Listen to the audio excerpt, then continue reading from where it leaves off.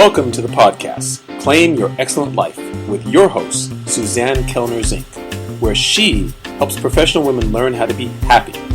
Suzanne will teach you how to do this through building high self-esteem, relaxation and calm, and good, healthy relationships. Tune in every week as Suzanne shares effective strategies to help you claim your excellent life with happiness techniques, self-esteem building exercises, relationship tips, and relaxation information. Make sure to head over to dawningvisions.com to subscribe to the newsletter to receive your keys to happiness, as well as other useful free gifts for you. On this episode of Claim Your Excellent Life, we are going to speak about important habits that can delay aging. Because we want to be youthful, body, mind, and soul for as long as we can. And I do know quite a few people after having worked in elder care that were able to do exactly that. So my ideas are coming from the wisdom of the elder folk that I worked with back in the middle 90s who had many great ideas to share. So let's go. Number 1, take care of your body with healthy food. A bit of regular activity to keep your body moving. 2, let go of regret and resentment. 3, always have things that you're curious about to continue learning. That is so important. I can't tell you how many people in my age range and even younger have no curiosity and they're like old people waiting to die or retire or do whatever. I don't know. Keep your curiosity. That's all I can say, and continue learning forever. 4, hang out with fun people doing fun things. I can assure you that hanging out in medical offices with old people complaining endlessly about their aches and pains is really boring and depressing. There are a lot of older folks who have great senses of humor, and I was able to spend my time with a lot of them. So, spend your time with fun people. Mentor younger people. This is so important. Here at the University of Haifa International School, where I'm doing my Peace and Conflict Management master's degree, I have many students in the courses with me who are somewhere between, 20 to almost 30 years younger than me. And I love most of them. They're really cool people who have great ideas and things that they want to do in this world. And many of them have come from places where their lives are really simple. And yet they had the guts to come to Israel to learn. Amazing, amazing people. Never waste a hug. Actually, my friend Richard used to always say that. So I always think of him and his bear hugs. 8, have a life of great experiences to recall when you get to the age when travel becomes much harder or not doable. We know from research that experiences are way more important to people having a happy, fulfilled life than buying a bunch of junk that they think is going to make them happy. Because when you do get into those down times, and we all have them, you'll always be able to remember your experiences, especially the positive, happy ones. 9, allow others to have their opinions and respect them. Every person is allowed to have their own opinion. It doesn't mean that you have to agree with their opinion. However, everyone is allowed their own opinions. Just agree to disagree. Never take on another person's problems as if it's your own, because each person owns their own problems and have to deal with them as they are ready. This is actually a teaching from Kabbalah as well, where they say that the greatest gift that you can give somebody is to let them own their own problems. They need to find their own solutions. I would say the second best is if they have serious problems, direct them to a place where they can get help.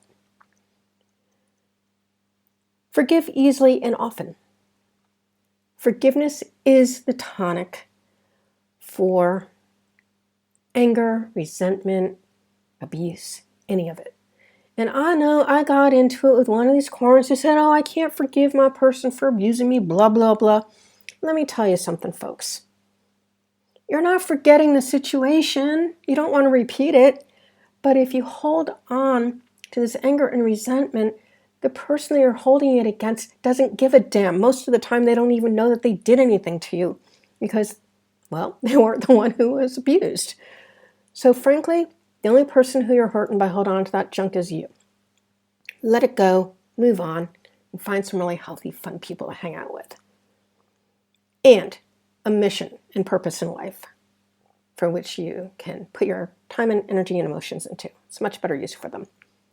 Come to terms with the loss of youth, meaning maybe not being able to do the things that a younger person can do because of some of the physiological problems that can occur. Figure out other things that are just as fun and interesting to engage yourself in so that you'll still have a reason to live. So sometimes people end up having strokes and sometimes they end up not being able to walk around as much because of problems going on. Or maybe they have heart issues that slow them down, whatever. There's a million and one ways to take care of things. There's a gentleman who was in the training that I did a coaching assist at. And he was a paraplegic. He couldn't type his test, so I had to type it for him. And here's a guy who was in a really bad accident when he was like a teenager. And he was making a lot of money creating games. He was doing fine, and he had a great attitude. So please, people, if he can do it, older people can deal with these changes in life, really. And this is one of the most important ones I've received from an Armenian Holocaust survivor. She said, one hand washes the other in the sense that any relationship is 150%, 150%, because each person needs to be able to help the other when necessary. I couldn't agree more. And I'm not just talking about partnership type relationships, your significant other. I'm talking all relationships. We all need to be loved and supported, and we need to be loved and supported. So be there for the people who you say you love and care about, and they'll be there for you, most likely. As always, I thank you for spending your time with me. Until next time. If you have enjoyed Claim Your Excellent Life, we'd really appreciate it if you go over to iTunes and give it a 5-star review. If you have found Claim Your Excellent Life to be helpful to you, and maybe even life-altering with the information that we have shared here, and to allow us to continue this work, which we really do enjoy doing for you, you can sponsor us at patreon.com. That's spelled P as in Paul, A-T-R-E-O-N as in Nancy.com. Again, that's P as in Paul, A-T as in Tom, R-E-O-N as in Nancy.com, where there's a few different levels of sponsorship that you can choose from to help us to continue doing this work. We thank you for any assistance that you are able to give us.